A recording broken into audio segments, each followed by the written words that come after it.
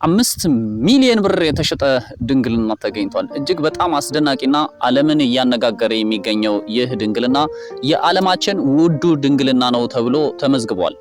ይህ የሆነው በ5 ሚሊዮን ብር የተሸጠው ድንግልና የተሸጠበት ምክንያት ነበረው። ይህች 5 ሚሊዮን ብር የሸጠችው ሰው አርቲስት ናት። እጅግ በጣም የገነነ ስም አላት። በዚህ ሰዓት በዓለማችን ላይ አነጋጋሪ ከሚባሉ ሰዎች መካከል አንዷ ናት።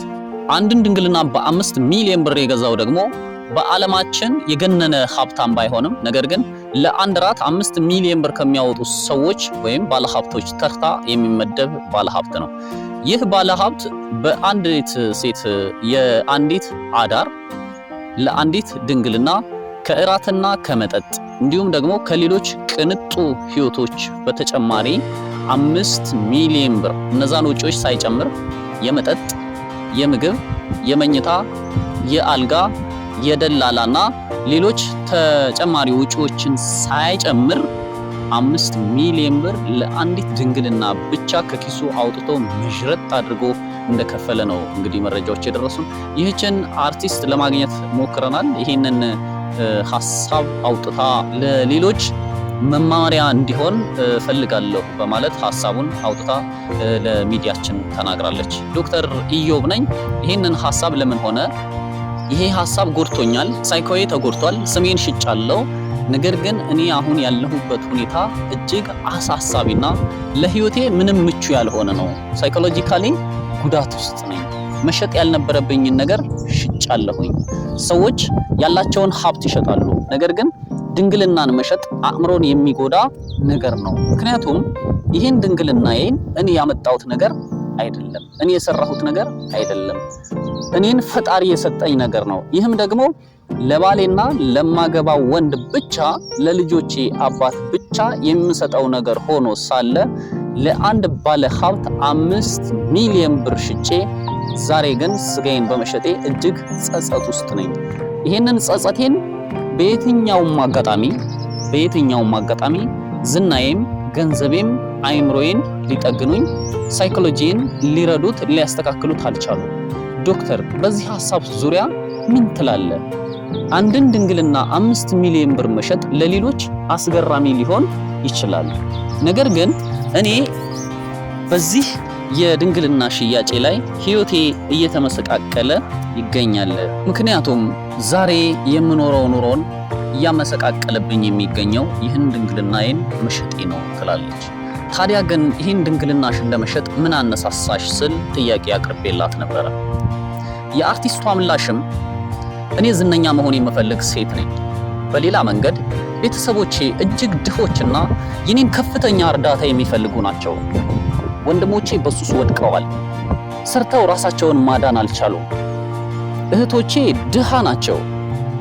አግብተዋል፣ ልጅ ወልደዋል። ነገር ግን ልጆቻቸውን የሚመግቡትን አጥተው ልጆቻቸው ጦማቸውን ያድራሉ። ልብስ በስርዓት አይለብሱም፣ በስርዓት አይኖሩም፣ አይማሩም ሁላ። ይልቁንስ ተቀጥረው በግብርና፣ በሰው ቤት ትሪ አጣቢነት በመሳሰሉ ስራዎች ተሰማርተው እየኖሩ ይገኛሉ። አባቴ ጉልበቱ ደክሟል። የኔን እርዳታ በሰፊ ይፈልጋል። ስለዚህ እሱን መርዳት አለብኝ። እናቴ እኔን ያን ያህል ለፍታ ያኖረችኝ በቂ ሆኖ ሳለ የኔ እርዳታ ግን እሷን ሊደርስላት አልቻለም። አንድ ትልቅ ሀብት በሰውነቴ ውስጥ አለ፣ ያውም በሁለት እግሮቼ መካከል አልኩኝና አሰብኩኝ። ታዲያ በዚህ ወቅት ይሄንን ገላዬን ችርቻሮ እየሸጥኩ እንጂ እንዲህ ጅምላ እሸጠዋለሁ ብዬ አስቤ አላውቅም ነበር። ነገር ግን ገላዬን ሽጬ ለመተዳደር ብሎም ሆቴል ገብቼ ለምንድነው ሴተኛ አዳሪ ሆኜ እናቴን ቤተሰቦቼን መርዳት የማልችለው? ሐሳቤማ እንዲህ ነበር። ሆቴሎች ላይ እሄዳለሁ፣ እነግዳለሁ፣ እታጠባለሁ፣ እለብሳለሁ፣ እቸረችራለሁ፣ ሴትነቴን እሸጣለሁ፣ ቤተሰቦቼን አዘንጬ አኖራለሁ የሚለው ነገር የኔ ፉከራ ነበር ትላለች። ነገር ግን ከዕለታት ግማሽ ቀን አንድ ደስ የሚል ታሪክ ለጆሮ ይመጣል። አንድ ባለሀብት ሰውዬ ድንግልናዎችን ይለቃቅማል፣ በገንዘቡ ይገዛል የሚል መረጃ ይደርሰኛል ትላለች ባለ ታሪኳ። በዚህ አጋጣሚ ነበር የኔን ድንግልና ለድርድር አቅርቡት ብዬ ለአንድ ደላላ የሰጠሁት። መማማሪያ እንዲሆነን ነው ሊሰጥ የወደድኩት ይህንን ሐሳብ። ደላላውን ጊዜና ሰዓት አልፈጀበትም። በአንዲት ሌሊት ያንን ድንግልና ሽጦ ገንዘቤን እጄ ውስጥ ሊያስገባልኝ ቃል ገባልኝ። የመጀመሪያ መደራደሪያ ጥሪ ያደረገልኝ 500 ሺህ ብር ነበር። በ500 ሺህ ብርማ ድንግልናዬን አልሸጥም ብዬ ተግደረደርኩኝ። ልግደርደር እንጂማ 500 ሺህ ብሩ አይገባም እጄ ላይ ብዬ ከፍተኛ ስጋት ነበረብኝ። በ500 ሺህ ብር የጀመረው ድርድሬ ወደ 2 ሚሊዮን ብር ከፍ እስኪል ድረስ ለ3 ቀን ደላላውንና ያን ሰው አመላለስኳቸው። እነሱ በሚመላለሱበት ጊዜ እኔ ሁል ጊዜ ዘንጬ እጠብቃቸው ነበር። 4፣ 5፣ 6 በተመላለሱ ቁጥር ገንዘቤን ወደ 4 ሚሊዮን ብር ከፍ እንደሚያደርጉልኝ ቃል ገቡልኝ። ያኔ እኔ ጮቤ ረገጥኩኝ። አሁን ቤተሰቦቼን መርዳት እችላለሁ፣ ይሄንን አደርገዋለሁ የሚለው ሐሳብ አደረብኝ። እውነት ለመናገር በዛች ቅጽበት 500 ሺህ ብር ሰጣለሁ ባለን ጊዜ በአስቸኳይ ያንን እርምጃ ወስዳለሁ የሚል ሐሳብ ይዤ ነበረ ትላለች። ነገር ግን ፈጣሪ ከኔ ጋር እንደነበረ አሰብኩኝ። በወቅቱ ድርድሬን ከፍ አድርጌ ያንን ድንግልናዬን ሊገዛ የመጣውን ሰው ለ15 ቀናት በተደጋጋሚ በየቀኑ ከደላላው ጋር እንዲመላለሱ አደረግኳቸው። እነሱ ተመላለሱ፣ እኔም ገንዘቤን ከፍ አደረግኩኝ። በመጨረሻም በጭራሽ አልፈልግም አልኳቸው።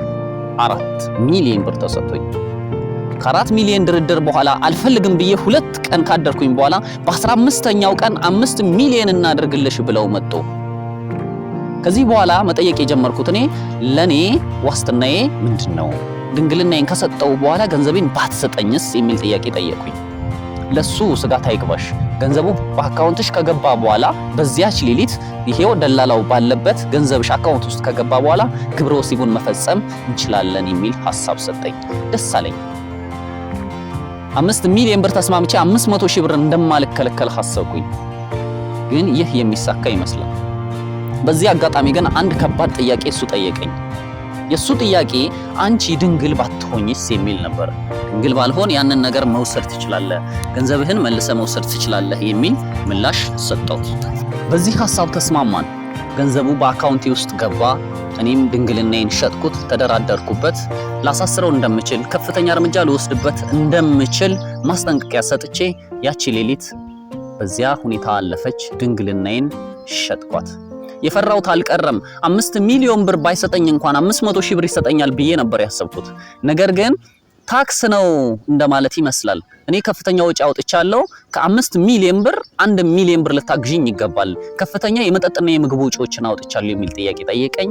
1 ሚሊዮን ባግዘውም ችግር የለውም የሚል ሐሳብ አቀረብኩኝ። በዚህ ሐሳብ ተስማምቼ 4 ሚሊዮንን ተቀብዬ 1 ሚሊዮንን ወጪ አግዤ፣ እውነት ለመናገር 5 ሚሊዮን ብር እጄ ላይ አልገባም። እኔ የተቀበልኩት 4 ሚሊዮን ብር ነው። ታዲያ ይሄንን ድንግልናዬን 4 ሚሊዮን ብር መሸጥ እየቻልኩኝ አባቴ በመከራና በድህነት ውስጥ ዘላለሙን ማሳለፍ አለበት የለበትም? ውሳኔ ሆነ። እዚያም ገንዘብ እናት አባቴን መርዳት ቻልኩኝ። ቤተሰቦቼን ማገዝ ጀመርኩኝ። ስሜን ሸጥኩኝ። ዝነኛና ታዋቂ አርቲስት መሆን ቻልኩኝ። የሰራሁት ስራ ለተወሰነ ጊዜ ትክክል መስሎ ታየኝ። ዛሬ ግን ሳይኮሎጂካሊ የተጎዳውበት ትላለች ይህች አርቲስት። ታዲያ ዶክተር በዚህ ሐሳብ ዙሪያ ምን ትላለ? ሳይኮዬ እንዴት መመለስ ይችላል የሚል ሐሳቧን አቅርባለች። ውድ ተመልካቾቻችን ዩቲዩብን ላይክ፣ ሼር፣ ሰብስክራይብ እያደረጋችሁ ያንቺ ድንግልናስ በምን መልክ ጠፋ? የጠፉ ድንግሎች የተሰኘው ፕሮግራም ላይ የእንደዚህ አይነት ታሪኮች ይቀርባሉ። ይህም መማማሪያ እንዲሆን ሌሎች ድጋሚ ስህተት እንዳይሰሩ ድጋሚ በዚህ አይነት ስህተት እንዳይገቡና በማህበረሰብ ውስጥ ከፍተኛ እገዛ እንዲያደርግ ታስቦ የተሰራ ፕሮግራም። ስለዚህ ለዚህች አርቲስት ልላት የምችለው እንደ አንድ ሳይኮሎጂስት ልላት የምችለው የተሰራው ስራ ምናልባት የሚያደርግሽው ነገር አይምሮን የሚጎዳ መሆኑ ምንም የሚያጠራጥር አይደለም። ነገር ግን ከሆነ በኋላ ምን ማድረግ ይቻላል? ያንን ድንግልና መልሶ ወስዶ ያንን 5 ሚሊዮን ብር መልሶ መመለስ የሚቻል ነው አይደለም። ገንዘቡ አለኝ መመለስ የሚቻል ቢሆን እመልሳለሁ ብለሽ ብታስቢ እንኳን የማይሆን ነው። ገንዘቡ አለሽ ነው የማውቃለሁ። ነገር ግን ከዚህ በኋላ አይቻልም። ስለዚህም ወደ ፈጣሪሽ መመለስ፣ የተቸገሩ ሰዎችን መርዳት፣ ሁልጊዜ መጸለይ፣ ሁልጊዜ በግልጽ ከቤተሰቦችሽ ጋር እንደዚህ አይነት ስህተቶች እንዳይሰሩ ለማህበረሰቡም ለቤተሰቦችሽም መልእክቱን ማስተላለፍ። ይህ ጥቃት ለደረሰባት ሴት እናንተ ምን ትላላችሁ? ሐሳባችሁን ኮሜንት ላይ አስቀምጡልን። በሌላ ዝግጅት እስክንገናኝ ድረስ በያላችሁበት ሰላም ሆኖ ቻው።